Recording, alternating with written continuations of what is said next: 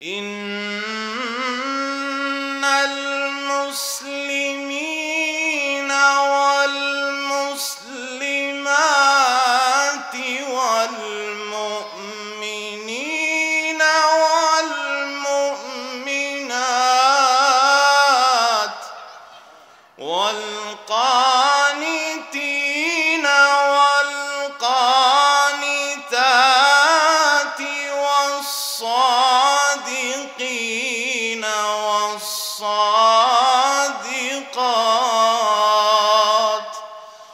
والصابرين والصابرات والخاشعين والخاشعات والمتصدقين والمتصدقات والصائمين والصائمات والحافظين فروجهم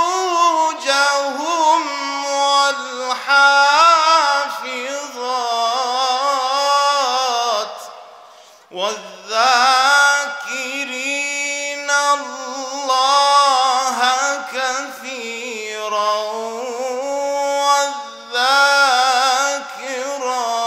والذاكرات أعد الله لهم مغفرة وأجرا عظيما।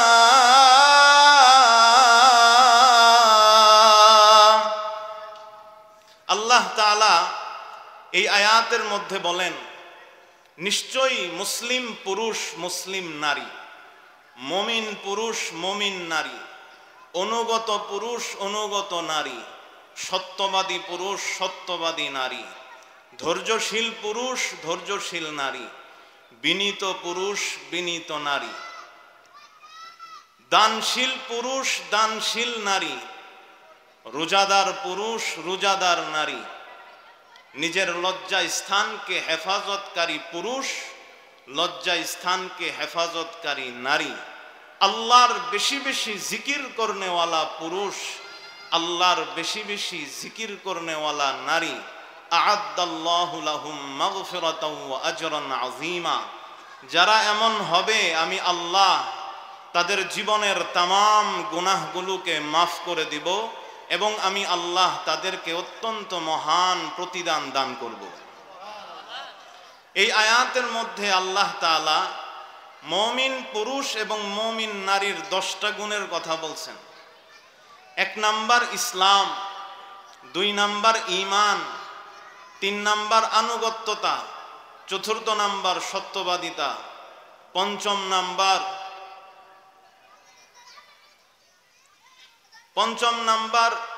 ধৈর্য, 6ষ্ঠ নাম্বার বিনীত হওয়া মানে বিনয়ী, 7ম নাম্বার দানশীলতা, 8ম নাম্বার রোজা, 9ম নাম্বার নিজের লজ্জা স্থানকে হেফাজত করা, আর 10 নাম্বার হলো আল্লাহর বেশি বেশি জিকির করা। এই 10টা গুণ আল্লাহ তাআলা মুমিন পুরুষ এবং মুমিন নারীর জন্য সূরা আহজাবের 35 নাম্বার আয়াতের মধ্যে বর্ণনা করলেন। এই আয়াতটা আল্লাহ তাআলা নাজিল করার একটা কারণ আছে। মুফাসসিরিনে কেরাম বিভিন্ন ধরনের মত বর্ণনা করছে যে এই আয়াতটাকে আল্লাহ তাআলা কেন নাজিল করলেন। কিছু কিছু মুফাসসিরিনে কেরাম বলেন, হযরতে উম্মে সালামা রাদিয়াল্লাহু তাআলা আনহা নবীজিকে জিজ্ঞাসা করলেন, ওগো আল্লাহর রাসূল, কোরআনে শুধু আল্লাহ তাআলা পুরুষদের শব্দ ব্যবহার করে আমাদেরকে সম্পৃক্ত করে পুরুষদের শব্দই শুধু হুকুমের ক্ষেত্রে ব্যবহার করে, নারী সূচক শব্দ কোনো ব্যবহার আল্লাহ তাআলা কোরআনে আমাদের কোনো বিধান দেওয়ার ক্ষেত্রে ব্যবহার করলেন না কেন? আল্লাহ তাআলা এই আয়াতটা এই পরিপ্রেক্ষিতে নাজিল করেন। কিছু কিছু মুফাসসিরিনে কেরাম বলেন, উম্মে ইমারা নামে একজন সাহাবিয়া ছিল, উম্মে ইমারা। এই উম্মে ইমারা আনসারী একজন সাহাবিয়া। সে আল্লাহর নবীর কাছে এসে বলে, ওগো আল্লাহর রসুল, কোরআনে যত হুকুম বিধিবিধান দেখলাম, আমাদের নারীদেরকেও দেওয়া হয়েছে বিধিবিধান, পুরুষদেরকেও দেওয়া হয়েছে, কিন্তু আমাদের স্ত্রীবাচক কোনো শব্দকে আল্লাহ বিধান জারি করার ক্ষেত্রে আমাদের জন্য সেটা আলাদাভাবে ব্যবহার করে নাই, বরং পুরুষসূচক শব্দ আল্লাহ কোরআনের মধ্যে ব্যবহার করে আমাদেরকেও পুরুষের সাথে শামিল করে আমাদেরকে এই হুকুমের আওতায় আল্লাহ এনেছেন। এই পরিপ্রেক্ষিতে আল্লাহ তাআলা সূরা আহজাবের এই ৩৫ নম্বর আয়াতকে নাজিল করলেন। আল্লাহ তাআলা এখানে পুরুষের শব্দের পাশাপাশি নারীদের জন্য আলাদাভাবে শব্দ ব্যবহার করেছেন। দেখেন এইখানে যে এক সাহাবিয়ার নাম আসলো উম্মে ইমারা, এই উম্মে ইমারা অত্যন্ত দামি একজন সাহাবিয়া।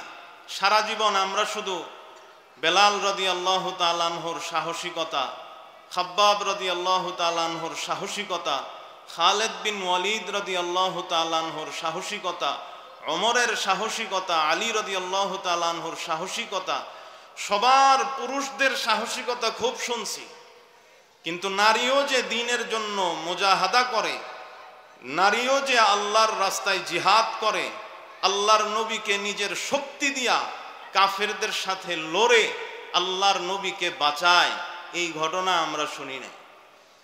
এইরকম একজন সাহাবিয়া হলো উম্মে ইমারা। বহু যুদ্ধে তিনি অংশগ্রহণ করেছেন। আবু বকর সিদ্দিক রাদিয়াল্লাহু তাআলা আনহুর জামানায় ইয়ামামার যুদ্ধেও তিনি অংশগ্রহণ করেছেন। তাদের কাজ ছিল কি? যুদ্ধের ময়দানে গিয়ে মুজাহিদদের জন্য তারা পানির ব্যবস্থা করত এবং অসুস্থ যারা হতো, যারা আঘাত পেত, তাদেরকে তারা সেবা শুশ্রূষা করত, চিকিৎসা দিত। কিন্তু উহুদের যুদ্ধের ঘটনা, এই উম্মে ইমারা, সে তার দুই ছেলে, এক ছেলের নাম ইমারা, দ্বিতীয় ছেলের নাম হলো আব্দুল্লাহ, স্বামীর নাম হলো জায়েদ। স্বামী দুই ছেলেকে নিয়ে উম্মে ইমারা উহুদের ময়দানে গেছেন, জিহাদ করতেছে পুরুষেরা। উম্মে ইমারা উহুদের ময়দানে মুজাহিদদের পানির ব্যবস্থা করে দিচ্ছেন, কেউ আঘাত পেলে তার সেবা শুশ্রূষা চিকিৎসার ব্যবস্থা করছেন। এইভাবেই উহুদের যুদ্ধটা চলতেছে। আপনারা জানেন উহুদের যুদ্ধে সাহাবীদেরকে একদল, তাদেরকে যে পাহাড়ে থাকতে বলা হয়েছিল কিন্তু তারা থাকে নাই, ইজতিহাদি ভুলের কারণে তারা এখান থেকে সরে আসছিল, যার পরিপ্রেক্ষিতেই কাফেররা মুসলমানদের উপরে আক্রমণ করে এবং মুসলমানরা ছিন্ন বিচ্ছিন্ন হয়ে যায়, এদিক সেদিক ছুটতে থাকে। তখন নবীজির সাথে গুটি কয়েক সাহাবী বাকি থাকে, যাদের সংখ্যা 10 হওয়া খুব মুশকিল। এত অল্প সংখ্যক সাহাবী বাকি, নবীজির আশেপাশে আর কেউ নাই, কে নবীজিকে রক্ষা করবে? ওই যে সমস্ত সাহাবীরা লড়তেছিল তাদের মধ্যে তার স্বামীও ছিল, তার সন্তান আব্দুল্লাহ ইমারা, সবাই ছিল। ও মুসলমান, যখন উম্মে ইমারা রাদিয়াল্লাহু তাআলা আনহা লক্ষ্য করলেন বিশ্বনবী রাহমাতুল লিল আলামিনের উপরে কাফেররা আক্রমণ করছে, উম্মে ইমারা সব ছেড়ে দিয়ে পানির যে বালতি বা মশক আছে সব কিছু ফেলে দিয়ে তরবারি আর তীর ধনুক নিয়ে যুদ্ধের ময়দানে নেমে পড়ল। কাফেরদের সাথে লড়তেছে একজন মহিলা। ও মুসলমান, যেই কাজ পুরুষ করতে পারে না ওই কাজ আল্লাহ উম্মে ইমারার মাধ্যমে নিছেন। লড়তেছে লড়তেছে, কিতাবে বর্ণিত আছে এই উম্মে ইমারা কাফেরদের সাথে লড়তে গিয়ে শরীরে 13টা তরবারির আঘাত পড়ে, 13টা, কিন্তু তারপরেও থামে না, লড়তেছে। এমন সময় ইবনে কামিআ মালউন, আল্লাহ তার উপরে গজব ফেলুক, এই ইবনে কামিআ কাফের মুশরিক বিশ্ব নবী রাহমাতুল লিল আলামিনের উপরে তরবারি নিয়ে আঘাত করার জন্য যখন যায়, বিশ্ব নবী রাহমাতুল লিল আলামিনের গায়ে যখন আঘাত করবে, এই উম্মে ইমারা তরবারি দিয়ে থামানোর সুযোগ নাই। এজন্য উম্মে ইমারা বিশ্বনবী রাহমাতুল লিল আলামিনের সামনে যায় দাঁড়ায় গেছে, আর ইবনে কমি আর তরবারির আঘাতটা নিজের কাঁধের দ্বারা সে থামাইছে। যখন উম্মে ইমারা নারীদেরকে এই আঘাত দেখাইতো, এমন আঘাত ওই ইবনে কমিয়া তার কাঁধে দিয়েছে, যেই আঘাতটা অনেক গভীর হয়ে গিয়েছিল। ও মুসলমান, এভাবে যখন নবীজিকে বাঁচাইলো, অমনি দেখে তার ছেলে আব্দুল্লাহ তার শরীরেও কাফের আঘাত করছে। হাতের মধ্যে তরবারি দিয়া আঘাত করার কারণে রক্ত প্রবাহিত হচ্ছে, রক্ত থামে না। অমনি উম্মে ইমারা ছেলের জন্য নিজের গায়ের কাপড় ছিঁড়ে ছেলের জখমের স্থানে লাগিয়ে দেয়, আর ছেলেকে বলে, ছেলে আমার, বসে থাকার সময় নাই। আমার তোমার প্রিয় নবী যুদ্ধের ময়দানে, কাফেররা তাকে মেরে ফেলবে, তাড়াতাড়ি দাঁড়াও, কাফেরদের সাথে লড়ো। উম্মে ইমারা এইভাবে যুদ্ধের ময়দানে নবীজিকে বাঁচানোর জন্য লড়তে থাকে। বিশ্বনবী রাহমাতুল লিল আলামিন বলে, আমি যেদিক তাকাই, ডানে তাকাই, বামে তাকাই, সামনে তাকাই, পিছনে তাকাই, সব দিকেই দেখি উম্মে ইমারা। তখন উম্মে ইমারা বিশ্বনবী রাহমাতুল লিল আলামিনের কাছেই ছিল। বিশ্বনবী রাহমাতুল লিল আলামিন উম্মে ইমারাকে ডাক দিয়া বলে, যখন ওই কাফের, যেই কাফের উম্মে ইমারার সন্তানকে আঘাত করেছে, ওই কাফের যখন বিশ্বনবীকে আঘাত করার জন্য যায়, বিশ্বনবীকে যখন মারার জন্য যায়, বিশ্বনবী রাহমাতুল লিল আলামিন ডাক দিয়া বলে, ও উম্মে ইমারা, এই যে এই কাফের তোমার সন্তানকে আঘাত করেছে। তখন উম্মে ইমারা ওই কাফেরের কাছে গিয়া পায়ের মধ্যে এমন আঘাত করে, যে আঘাতে তার পাটা দেহ থেকে ছিন্ন হয়ে যায়। কাফের তখন নিতম্বের উপরে ভর করে সেচরাতে সেচরাতে পালালো। অমনি বিশ্বনবী রাহমাতুল লিল আলামিন উম্মে ইমারার দিকে তাকিয়ে এমন হাসি দিল রে মুসলমান, বিশ্বনবী রাহমাতুল লিল আলামিনের মারিদাত হাসির মধ্যে দেখা গেল উম্মে ইমারাকে ডাক দিয়ে বলে, উম্মে ইমারা, আল্লাহ তোমাকে শক্তি দিছে, আল্লাহ তোমাকে জিহাদ করার জন্য তৌফিক দিছে, যেই রকম অনেক পুরুষকে আল্লাহ দেয় না। আল্লাহ তোমাকে এত সাহস, এত শক্তি দিয়েছে, এজন্য তুমি আল্লাহর শুকরিয়া আদায় করো। উম্মে ইমারা বিশ্বনবী রাহমাতুল লিল আলামিনকে ডাক দিয়া বলে, ওগো আল্লাহর হাবিব, দুনিয়ায় যেমনে আপনার খেদমত করলাম, আপনি আল্লাহর কাছে দোয়া করেন জান্নাতেও যেন আপনার খেদমত করতে পারি। বিশ্বনবী রাহমাতুল লিল আলামিন দোয়া করলেন, আল্লাহুম্মা জাআলহুম রুফাকাই ফিল জান্নাহ। আল্লাহ, তুমি উম্মে ইমারা তার দুই ছেলে আর স্বামীকে জান্নাতে আমার সঙ্গী বানায়া দিও গো আল্লাহ।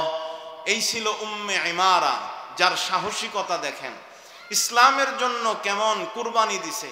ইয়ামামার যুদ্ধে কাফেররা তার হাতকে শরীর থেকে আলাদা করে দিয়েছিল। এই উম্মে ইমামা। আজকের পুরুষও তো আমরা এরকম না, পুরুষও তো ইসলামের কথা শুনলে, জিহাদের কথা শুনলে ভয় পাই আমরা তখন ময়দানে যেতে চাই না, এত কাপুরুষ হয়ে গেছি। আর একজন মহিলা চতুর্দিক থেকে কাফেরদের সাথে লড়াই করছে। নবীজি কি বললেন, যেদিকে তাকাই সেদিকেই দেখি উম্মে ইমারা। তাহলে আপনি বুঝেন যে কিভাবে সে লড়াই করছে, আর এর কারণেই সে জান্নাত পাইছে।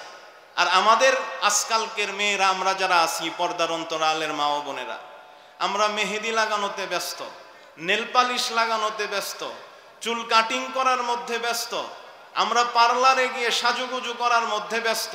আমার মেয়েকে আমি এইভাবেই তৈরি করতে চাই, যেভাবে আজকের ফ্যাশন, যেভাবে ইহুদি খ্রিস্টান হিন্দুদের নারীরা চলে, আমরাও সেভাবেই আমাদের মেয়েদেরকে, আমাদের স্ত্রীদেরকে, আমাদের মা বোনদেরকে আমরা সেভাবেই তৈরি করতে চাই। কিন্তু কোনো একজন মুসলমান আমরা চাই না আমার মেয়ে, আমার সন্তান, আমার বউ সেও যেন উম্মে ইমারার মতো হয়, সে যেন ফাতেমার মতো হয়, এটা আমরা চাই না। এজন্য আমাদের নারীদেরকে ওইভাবে প্রস্তুত করতে হবে, তারা যেন পর্দায় থাকে সেই বিষয়ের প্রতি খেয়াল রাখতে হবে। জিহাদের ময়দানে না যাইতে পারুক, অন্তত ইসলাম অনুযায়ী চলতে পারে যেন, এই প্রচেষ্টা আমাদের করতে হবে।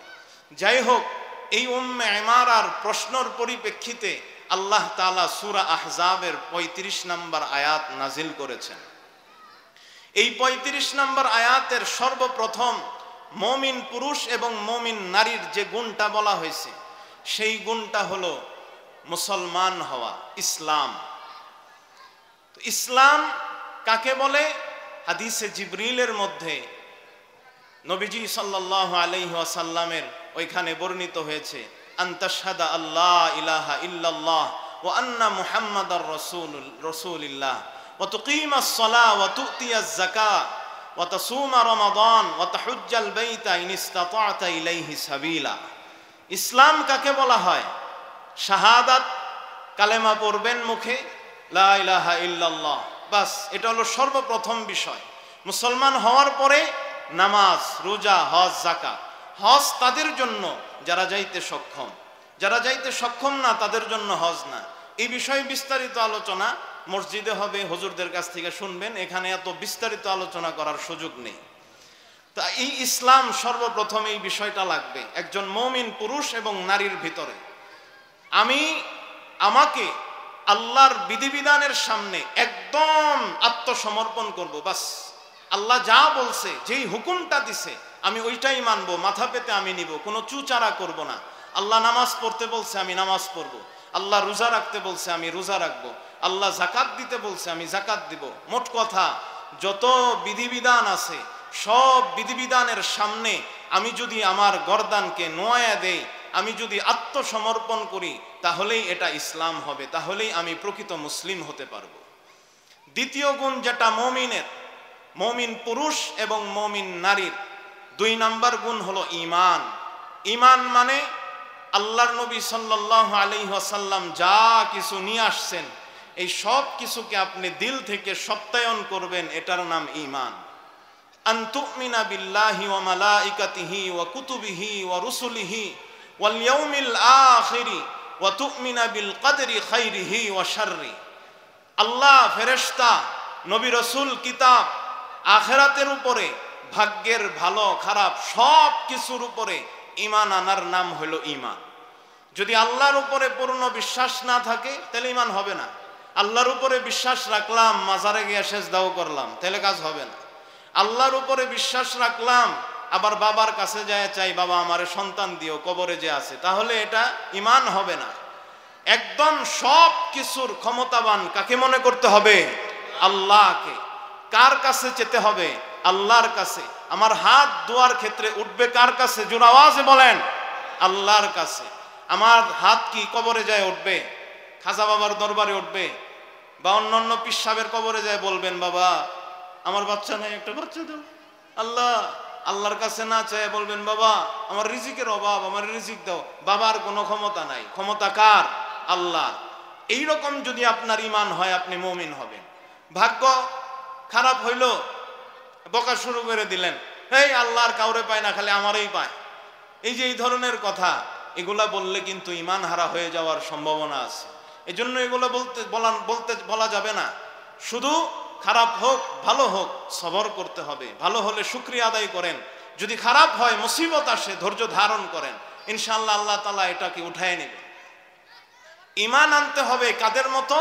যেই রকম সাহাবায়ে কেরাম ঈমান এনেছে, যেই রকম পূর্বসূরিগণ ঈমান এনেছে, ওই রকম ভাবে আমাদের ঈমান আনতে হবে। ফেরাউনের স্ত্রী, আমাদের দ্বিতীয় হুজুরও ঘটনা বলছে একটা, ওটা আমি আবার আপনাদেরকে বলবো। আসিয়ার কথাটা আগে আপনাদেরকে বলি। ফেরাউনের স্ত্রী আসিয়া নাম আমরা জানি তো নাকি?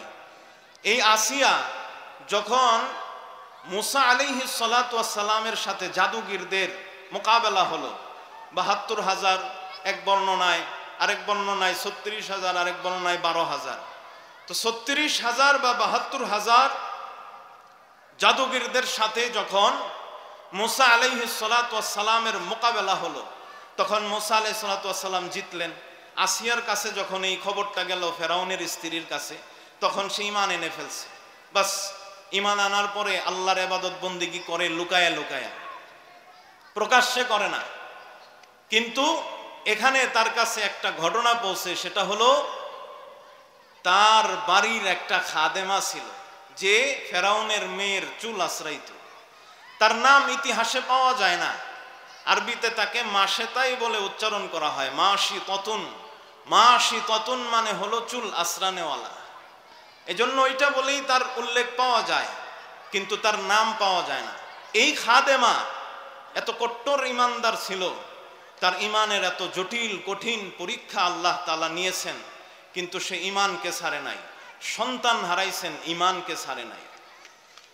ফেরাউনের এই খাদেমা যখন তার মেয়ের মাথা আশ্রায়, হঠাৎ করে তার চিরুনিটা নিচে পড়ে যায়।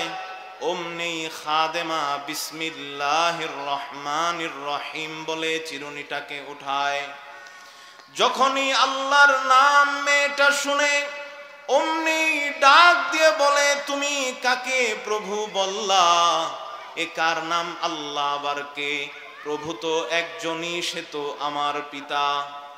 তখন ওই খাদেমা বলে, না, রব্বি ওয়া রব্বুকি আল্লাহ, আমার এবং তোমার প্রভু হলো একমাত্র আল্লাহ। আল্লাহ ছাড়া কেউ আমাদের মাবুদ নাই, আল্লাহ ছাড়া কোনো প্রভু নাই। মেয়েটা বলে, আমি কি এই কথা আমার আব্বাকে জানাবো? ওই খাদেমা বলে, জানাইতে পারো, কোনো সমস্যা নাই। মেয়ে যখন ফেরাউনের কাছে গিয়া বলল, তোমার খাদেমা যে আমার মাথা আশ্রায়, সে বলে একজন নাকি প্রভু আছে তুমি ছাড়া, তার নাম বলে আল্লাহ।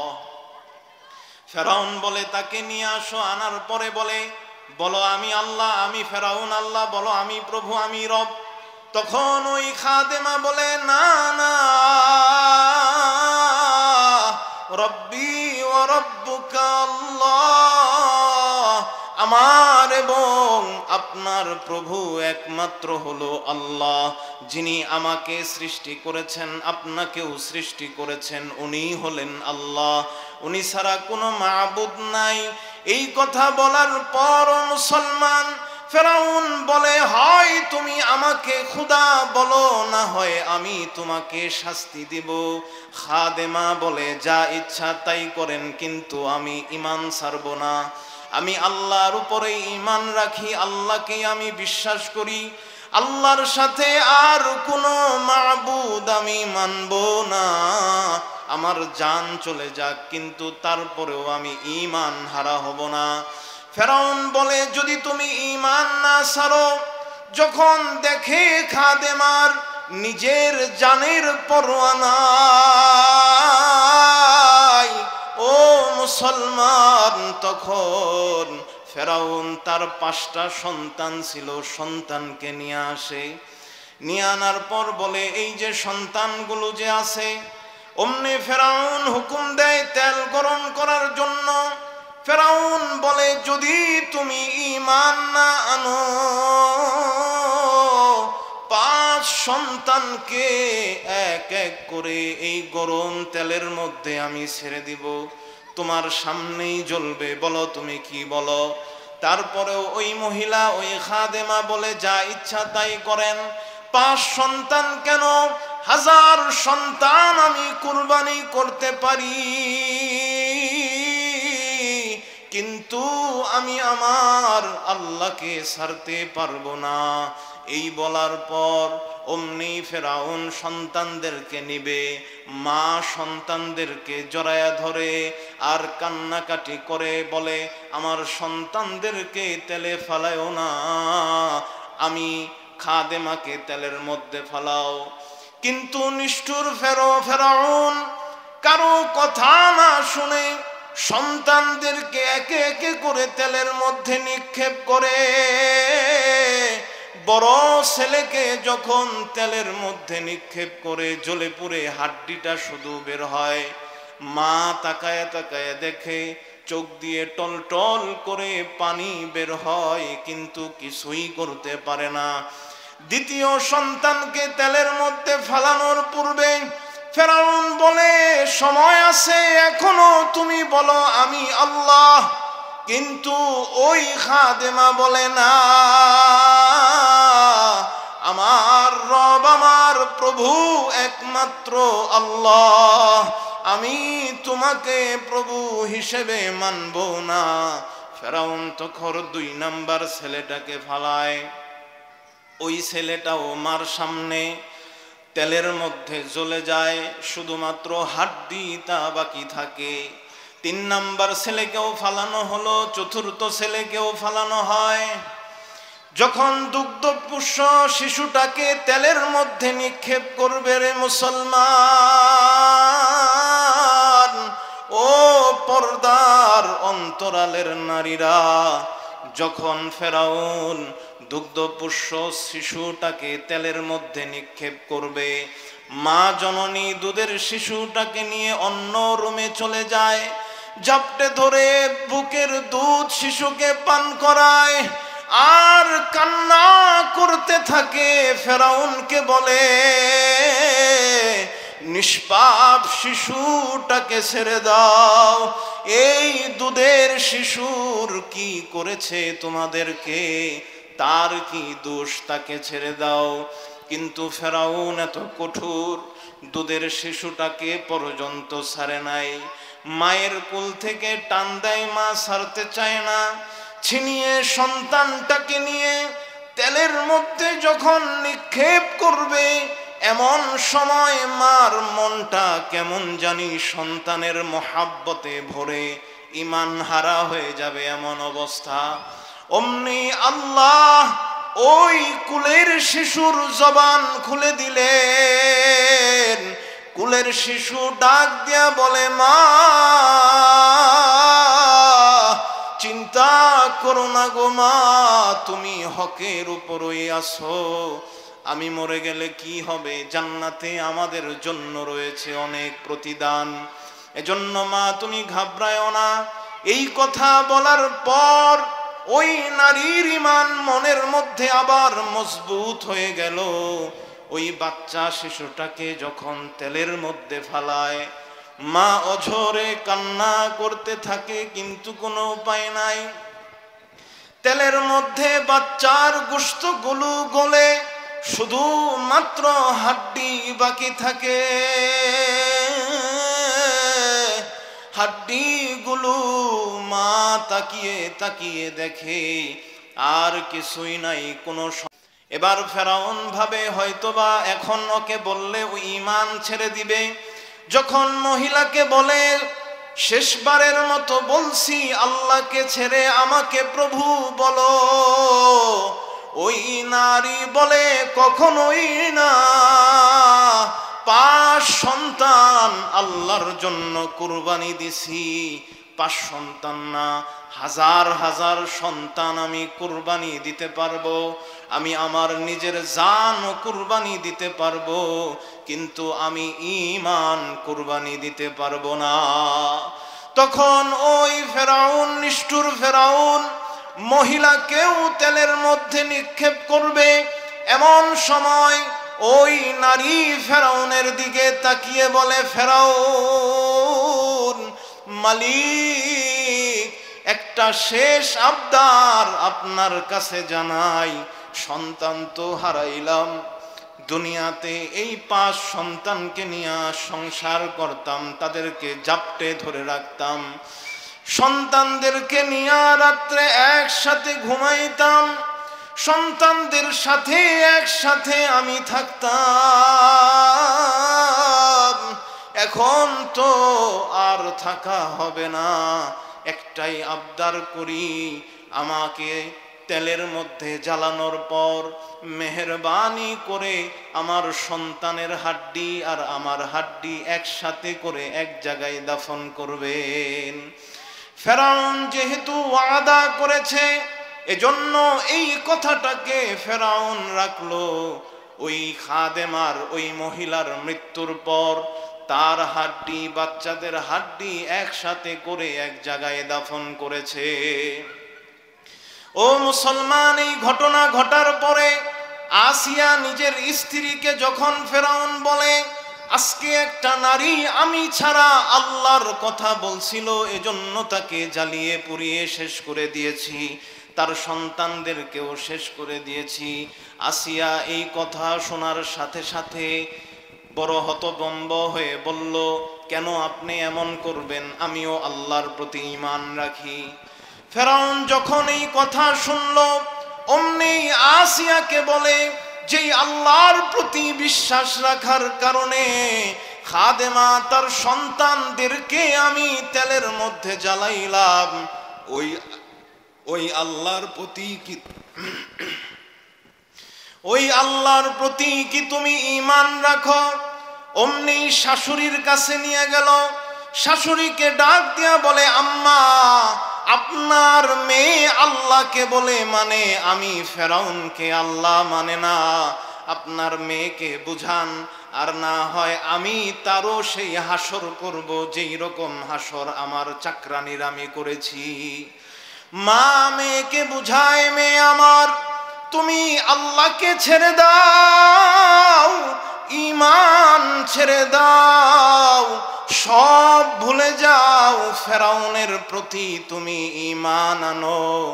তখন আসিয়া বলে, মা, জীবন দিতে পারি, সব দিতে পারি, কিন্তু আল্লাহকে ছাড়তে পারবো না। অমনি ফেরাউন হামানের সাথে পরামর্শ করে আসিয়াকে উত্তপ্ত বালুর মধ্যে শুইয়ে যখন তাকে চাপ দিয়ে বলে, আসিয়া, এখনো সময় আছে, বলো ঈমান ছাড়বানি? আসিয়া বলে, জীবন দিয়ে দিব, ঈমান ছাড়ব না। ও মুসলমান, হামানের সাথে পরামর্শ করার পর এবার ফেরাউন, যেহেতু ফেরাউন পেরেকওয়ালা ছিল, যে কেউ তার অবাধ্য হতো তাকে ফেরাউন শাস্তি দিত, হাত পায়ে পেরেক মেরে। এজন্য ফেরাউন আদেশ দিল, আসিয়া আমার স্ত্রীর হাতে পায়ে পেরেক লাগাও। আসিয়ার 2 হাতে পেরেক মারা হলো, তার পায়েও পেরেক মারা হলো। 4 হাত পায়ে যখন পেরেক মারা হলো, বুকের উপরে একটা ভারী পাথর দিল, আবার এই পাথরের উপরে একটা লোককে দাঁড় করাইয়া দিল। এবার ফেরাউন বলে, সারবানি ঈমান নাকি সারবানা বলো? আসিয়া বলে, সারবনা,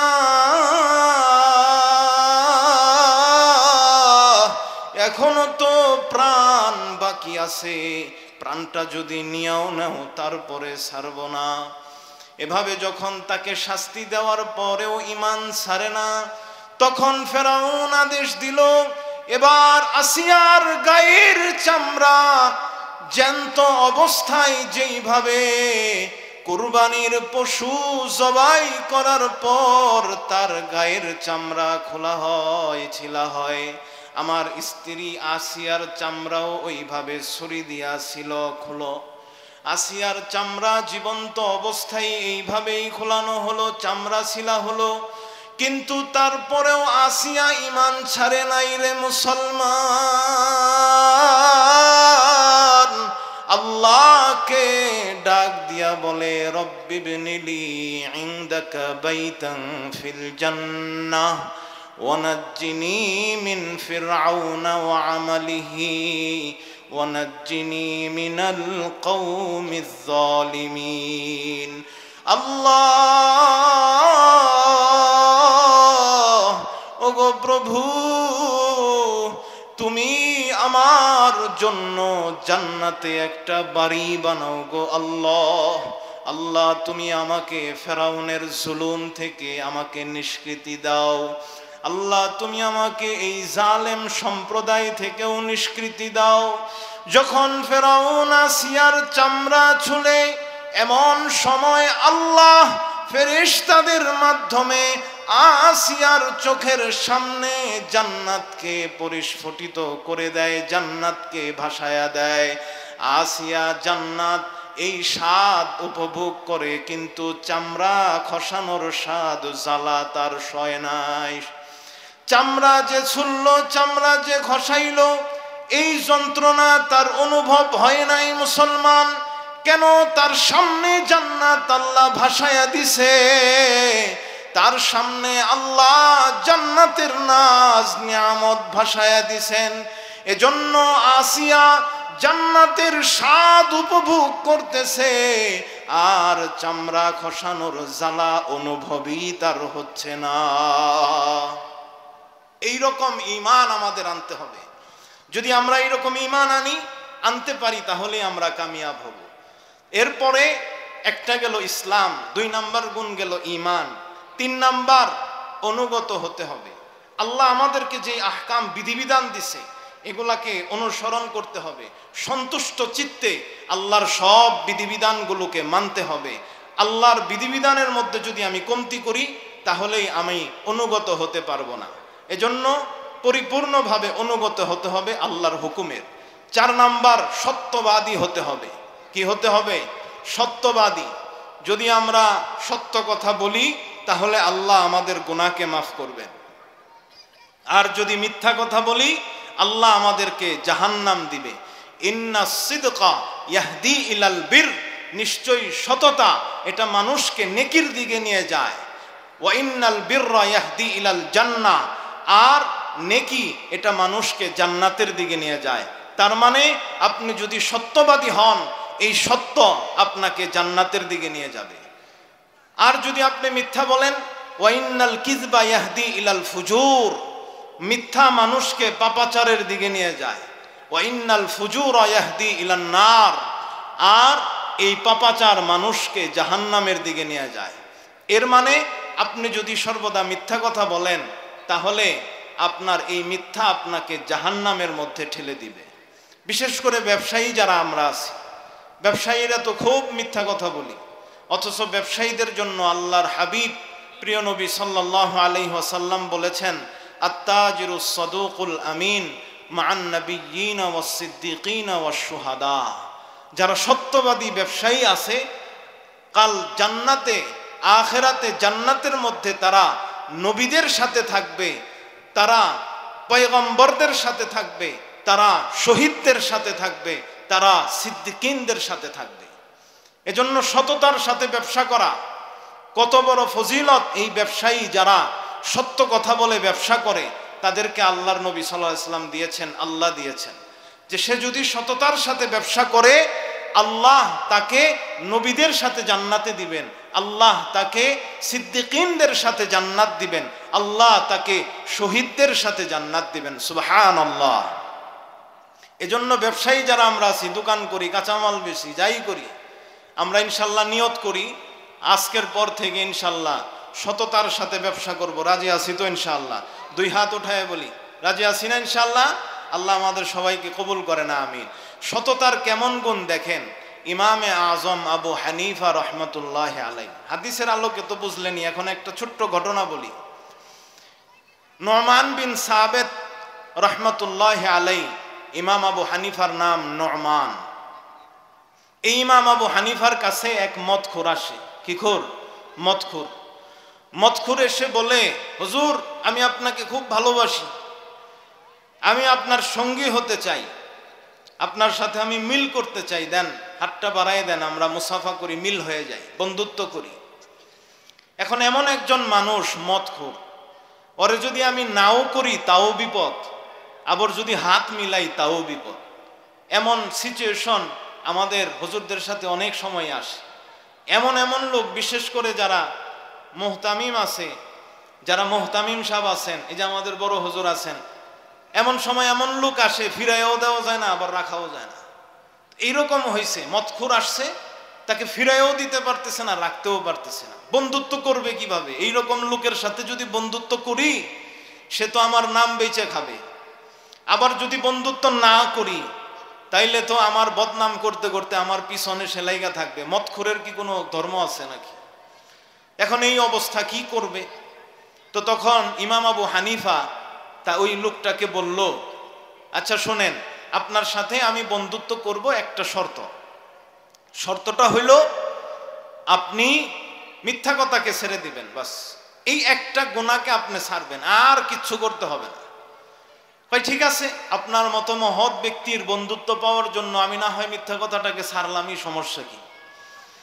এখন গেছে, ওয়াদা কইরা আসছে ইমাম আবু হানিফার সাথে যে আমি আর মিথ্যা কথা বলুম না, মিথ্যা কথা না বললে ইমাম আবু হানিফার বন্ধু হইতে পারবো। এখন বাড়িতে আসার পর প্রতিদিন তো মদ খায়, আজকেও গেছে মদের দোকানে, বন্ধুরা খায়, ইমাম আবু হানিফা খায় না। ওই ব্যক্তিটা মদখোর, সে খাচ্ছে না। খায় না কেন?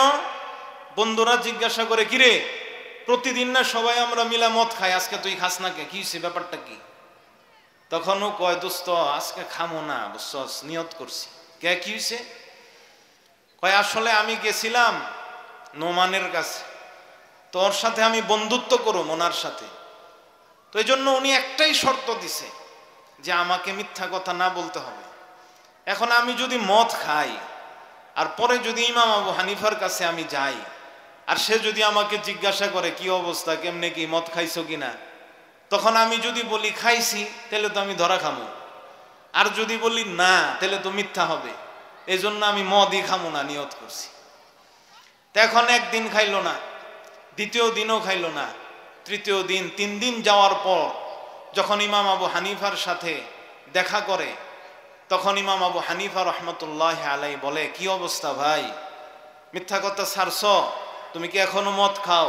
তখন ওই ব্যক্তি বলল, না আমি মদ খাই না, আমি মিথ্যা কথাকে ছেড়ে দিছি। ইমাম আবু হানিফা রহমতুল্লাহ আলাই এই কথা শোনার সাথে সাথে ওই মদখোরকে বুকের মধ্যে জড়ায়া ধরলেন।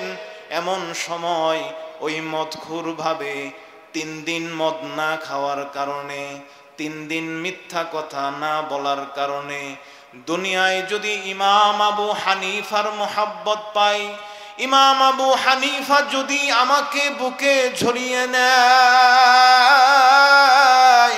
মৃত্যু পর্যন্ত যদি আমি মদ না খাই, মৃত্যু পর্যন্ত যদি আমি মিথ্যা না বলি, মৃত্যু পর্যন্ত যদি আমি গুনাহ না করি, তাহলে তো আখিরাতে আমার প্রিয় হাবিব, আমার বিশ্বনবী রাহমাতুল লিল আলামিন, আমি মদখোরকে ডাক দিয়া বুকে জড়ায়া নিবেন, আমার আল্লাহ আমাকে জান্নাতে দিবেন। এজন্য আমি তওবা করলাম গো ইমাম আবু হানিফা, তওবা করলাম, আর জীবনে কোনো গুনাহ করব না। এই যে আজকে শপথ করলাম, আর কখনো আমি মদ খাবো না, মিথ্যা বলবো না, গুনাহ করব না। সুবহানাল্লাহ। তাহলে এক মিথ্যা কথা ছাড়া এই ব্যক্তিকে আল্লাহর ওলি বানায়া দিছে। তো মিথ্যা কথা এটা যেরকম অনেক ক্ষতিকর বিষয়, এটাকে যদি আপনি ছাড়তে পারেন তাহলে এটা আপনাকে জান্নাতে নিয়ে যাবেন। যাই হোক, এরপরে আমরা যতটুক পারি অতটুক আলোচনা করব। তো সামনে সাদিকিনদের কথা গেল, এরপরে সাবিরিন, ধৈর্য ধারণ করা, সময় যদি থাকে আমি পরে বলবো। এরপরে দেখেন খাশিঈন, বিনীত হওয়া, আল্লাহ নিজেকে ছোট মনে করে আল্লাহর ইবাদত করা, নিজেকে বড় মনে না করা, অহংকার না থাকা ভিতরে, নিজেকে বড় মনে না করা, অহংকার না থাকা, নিজেকে ছোট মনে করা, মাটির মতো মনে করা, একে বলা হয় বিনয়ী। এইরকম মনে করে আল্লাহর কাছে নিজেকে সঁপে দিতে হবে, তারপরে আল্লাহর ইবাদত করতে হবে, তাহলেই আপনি খাশিঈন হতে পারবেন। এরপরে আল্লাহ তাআলা বলেন মুতাসাদ্দিকিন ওয়াল মুতাসাদ্দিকাত, দানশীলতা এটা মুমিন পুরুষ এবং মুমিন নারীর একটা গুণ। দানশীলতা এটা মুমিন পুরুষ মুমিন নারীর একটা গুণ। ইন্না সাদাকাতা লা তুতফিউ গাযাবার রব ওয়া তাদফাউ মিতাতাস সু, নিশ্চয়ই সদকা এটা আল্লাহর গজবকে আপনার উপর থেকে সরায়া দেয়। নিশ্চয়ই সদকা এটা আপনাকে খারাপ মৃত্যু থেকে বাঁচায়। আপনি যদি গাড়িতে মরতে চান, ধসে মরতে চান, পানিতে পড়ে মরার এরকম যদি থাকে, আগুনে পড়ে মরা, এই সব কিছু থেকে আল্লাহ তাআলা আপনাকে বাঁচাবেন এই সদকার মাধ্যমে। আমরা আজকে মানুষেরা সদকা করি, আপনাদের সদকার মাধ্যমেই আজকে আমাদের এই মাদ্রাসাগুলো চলে থাকে। যদি আপনারা সদকা না করতেন, দান সদকা না করতেন, আমাদের মাদ্রাসাগুলো চলতো না। তার মানে বোঝা যায় বাংলার মুসলমান এখনো পর্যন্ত দানশীল আছে, বাংলার মুসলমান এখনো পর্যন্ত দান করে। সেজন্য এই যে আমরা আজকে যে মাদ্রাসার জন্য এখানে উপস্থিত হয়েছি, আমাদের তালিমুল কোরআন নূরে মদিনা মাদ্রাসা, এই মাদ্রাসার কল্যাণের জন্যে, এই মাদ্রাসার উন্নতির জন্যে আমরা এখানে যে যা পারি এভাবে আমরা সাহায্য করতে রাজি আছি না ইনশাআল্লাহ। দুইটা ঘটনা বলবো, ঘটনা শোনার পরে টাকা দিতে হবে, দান করতে হবে। কারণ এই ঘটনা শোনার পরে যদি আপনার মনে এই দান করার আগ্রহ না জাগে, তার মানে ইমানের কমতি আছে। আমরা সবাই সাহাবীর গুণ লালন করতে চাই না চাই না? জোর আওয়াজে বলেন, চাই না চাই না? সাহাবীরা দানশীল ছিলেন না ছিলেন না? ছিলেন। তাহলে সাহাবীরা দান করছেন, আমরাও করব ইনশাআল্লাহ। আমি বলি না যে আপনার সব দিয়া দেন, যা আপনার সামর্থ্য আছে আপনি তাই দিবেন, ভয় পান কেন? দেখেন হযরতে উসমান রাদিয়াল্লাহু তাআলা আনহুর কথা দেখেন। এক যুদ্ধের মধ্যে নবীজি সাল্লাল্লাহু আলাইহি ওয়াসাল্লাম এদিকে তাকায়া বলতেছেন, কে আসো দান করবা আল্লাহর রাস্তায়? কোনো সাহাবী দাঁড়ায় না, সামর্থ্য তো নাই, সবাই তো গরিবই ছিল। উসমান রাদিয়াল্লাহু তাআলা আনহুর মতো হাতে কয়েকজন সাহাবী গণা, তারা ছিলেন ধনাঢ্য। উসমান রাদিয়াল্লাহু তাআলা আনহু দাঁড়ায়া বলতেছেন, আল্লাহর হাবিব আমি দিব 100 উট। আবার এইদিকে তাকায় বললেন, কে আসো আল্লাহর রাস্তায় দান করবা? উসমান রাদিয়াল্লাহু তাআলা আনহু আবার দাঁড়ায়া বলে, ওগো আল্লাহর রাসূল, আমি উসমান 100 উট আবার দান করব। সামনের দিকে তাকায় বলে, কে আসো আল্লাহর রাস্তায় জিহাদের জন্য উট দান করবা? উসমান রাদিয়াল্লাহু তাআলা আনহু ঘুরে এসে সামনে দাঁড়িয়ে আবার বলে, ইয়া রাসূলুল্লাহ, আমি আল্লাহর রাস্তায় 100 উট দান করব। নবীজি সাল্লাল্লাহু আলাইহি ওয়াসাল্লাম মুস্কি মুস্কি হাসে। এবার নবীজি বলে, কে আসো আল্লাহর রাস্তায় ঘোড়া দান করবা? হযরতে উসমান রাদিয়াল্লাহু তাআলা আনহু দাঁড়ায়া বলেন, ওগো আল্লাহর হাবিব, আমি আল্লাহর রাস্তায় 100 ঘোড়া দান করব। দাম বুঝেন? এইটা একটা গরু আপনি কিনতে গেলে, ভালো মোটামুটি ভালো গরু কিনতে গেলে 1 লাখ 1.5 লাখ টাকা লাগবে। আর একটা উটের দাম 6 লাখ 5 লাখের নিচে আপনি কোনো উটই কিনতে পারবেন না। তাহলে দেখেন 100টা উট উনি এইভাবে 300টা উট দিয়ে দিছেন, আবার ওইদিকে 100 ঘোড়া দিয়ে দিছেন। কত টাকা তাহলে এক মজলিসে উনি দান করলেন। নবীজি সাল্লাল্লাহু আলাইহি ওয়াসাল্লাম মুস্কি হাসি দেয়। উসমান রাদিয়াল্লাহু তাআলা আনহু বলে, আল্লাহর রাসূল থামেন, আমি আসতেছি, একটু অপেক্ষা করেন আপনি।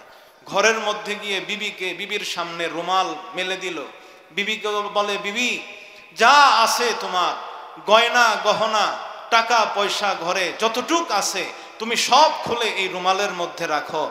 তিনি তো ব্যবসায়ী ছিল, এজন্য বিবি বলল, স্বামী আজকে কি কোনো বড় মহাজনের সাথে আপনার কারবার হচ্ছে নাকি, কারবারের চুক্তি হচ্ছে কিনা? কয়, হ্যাঁ স্ত্রী, আজকে বড় মহাজনের সাথেই আমার ব্যবসার চুক্তি হচ্ছে। তবে সেই বড় মহাজন দুনিয়ার কেউ না, সে হলো আরশের মালিক আল্লাহ। আরশের মালিক আল্লাহর সাথে আজকে আমার ব্যবসার চুক্তি হচ্ছে। এজন্য দাও, জান্নাতের বিনিময়ে আজকে আমি আমার আল্লাহর নবীর সামনে সব কিছু দিয়ে দিব, যা আছে গয়নাগারটি খুলে দাও। সব কিছু নিয়ে আল্লাহর নবী সাল্লাল্লাহু আলাইহি সাল্লামের কাছে এসে বলে, ইয়া রাসূলুল্লাহ, যা ছিল ঘরে স্বর্ণ গয়না সব এনে দিলাম গো আল্লাহর রাসূল। নবীজি দেখে এত খুশি হয়েছেন, নবীজি আল্লাহকে বলেন, আল্লাহ আমি আমার উসমানের প্রতি সন্তুষ্টি, তুমিও আমার উসমানের প্রতি সন্তুষ্ট হয়ে যাও। এই দোয়াটা নবী সাল্লাল্লাহু আলাইহি ওয়াসাল্লাম উসমান রাদিয়াল্লাহু তাআলা আনহুর জন্য করছেন।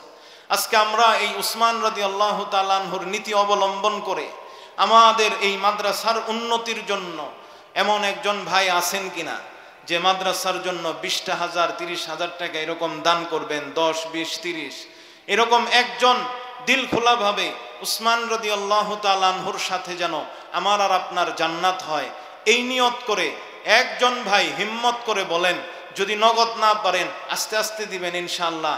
10,000 20,000 30,000 এরকম আছেন কিনা যে দিবেন?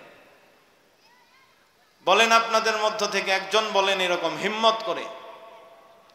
উসমান রাদিয়াল্লাহু তাআলা আনহুর আরেকটা ঘটনা আছে। হযরতে উসমান রাদিয়াল্লাহু তাআলা আনহু কত বড় দানবীর ছিলেন। একদিন বিশ্বনবী রাহমাতুল লিল আলামিনের কাছে এক দরিদ্র সাহাবী এসে বলে, ওগো আল্লাহর হাবিব, ঘরে আমার কিছু নাই গো আল্লাহর রাসূল, যদি কিছু দিতেন তাহলে ভালো হইতো। বিশ্বনবী রাহমাতুল লিল আলামিন বলে, উসমানের কাছে যাও, আমার কথা বলো, দিবে। ওই লোক উসমান রাদিয়াল্লাহু তাআলা আনহুর কাছে গেল।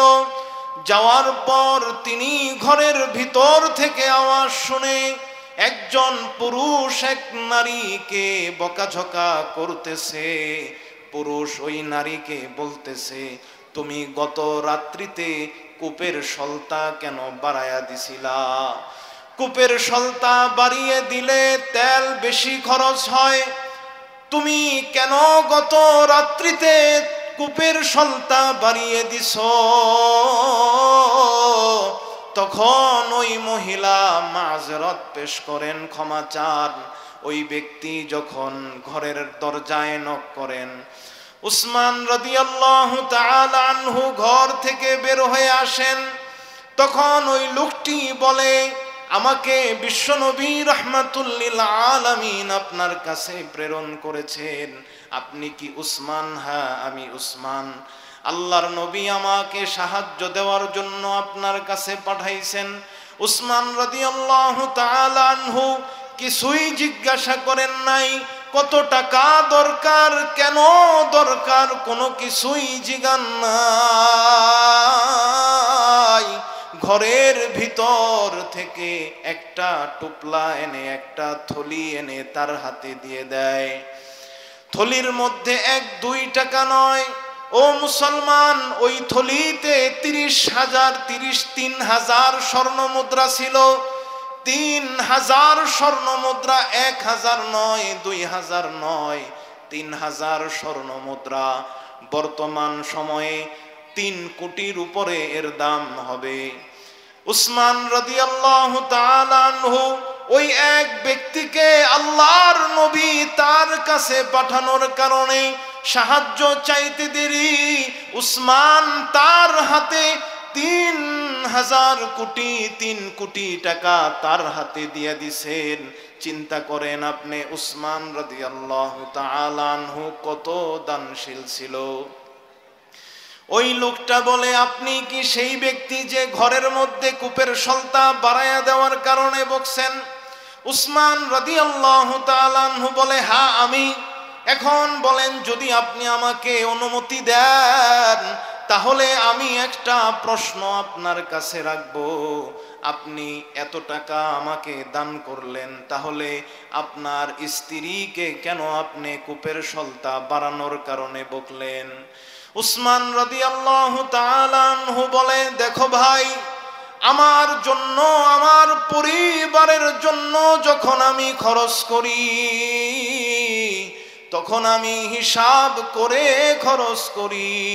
কেননা আমার উপর, আমার পরিবারের উপরে যা খরচ করব আল্লাহ হাশরের ময়দানে সব কিছু পাই পাই করে আল্লাহ হিসাব নেবেন। কিন্তু তোমাকে যে আমি দিচ্ছি এটা আমার জন্য না, এটা আল্লাহর জন্য। তোমাকে যে আমি দান করলাম এটা আল্লাহর জন্য আমি তোমাকে দান করলাম। আল্লাহর জন্য যেই টাকা খরচ করা হয় সেই টাকার হিসাব আল্লাহ নেবেন না, সেই টাকার হিসাব আখিরাতে আমি আল্লাহর কাছ থেকে পাই পাই করে নিব। আল্লাহ এই দানের বিনিময়ে আমাকে অঢেল জান্নাতের নিয়ামত দান করবেন। কিন্তু আমি আমার নিজের জন্য যে টাকা পয়সা খরচ করব, এই টাকা তো শুধু আমার জন্য আল্লাহ দেয় না। আল্লাহ যে টাকা আমাকে দিছে এই টাকার মধ্যে বান্দার হক আছে। এজন্য আমি আমার জন্য খরচ করলে হিসাব করে খরচ করি, বান্দার জন্য হিসাব করে খরচ করি না। বান্দাকে দান করার সময় বেহিসাব দান করি।